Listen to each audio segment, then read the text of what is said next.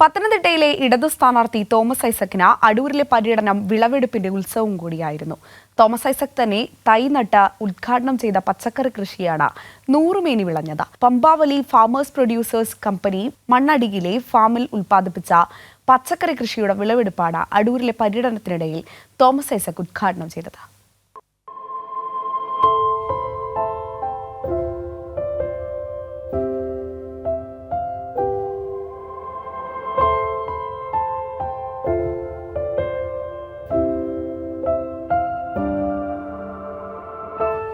പത്തനംതിട്ടക്കാർക്ക് പുതുമാതൃക സൃഷ്ടിക്കുകയാണ് തോമസ് ഐസക്.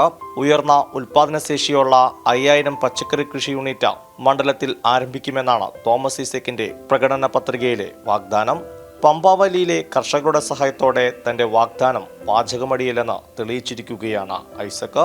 ഇവിടെ നിന്ന് കാണാൻ കഴിയുന്ന പോലുള്ള ഹൈ പ്രിസിഷൻ ഫാമിംഗ് 5000 യൂണിറ്റുകൾ ഈ ജില്ലയിൽ ആരംഭിക്കും എന്ന് പറഞ്ഞുകൊണ്ടാണ് ഞാൻ തെരഞ്ഞെടുപ്പ് പ്രചരണം നടത്തുന്നത്.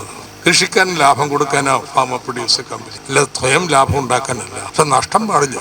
ഇത്തരത്തിലുള്ള ഒരു കാർഷിക സംരംഭങ്ങളാണ് ഇനി വിജ്ഞാന പത്തനംതിട്ട എന്ന് പറഞ്ഞാൽ നമ്മുടെ കാർഷിക മേഖലയുടെ സാങ്കേതിക അടിത്തറ ഏറ്റവും നൂതനമായ ശാസ്ത്രവിദ്യകളുടെ അടിസ്ഥാനത്തിലാക്കലാണ്.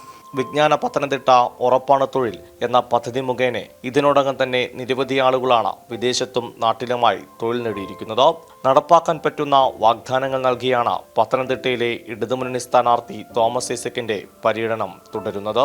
കൈരളി ന്യൂസ്, പത്തനംതിട്ട.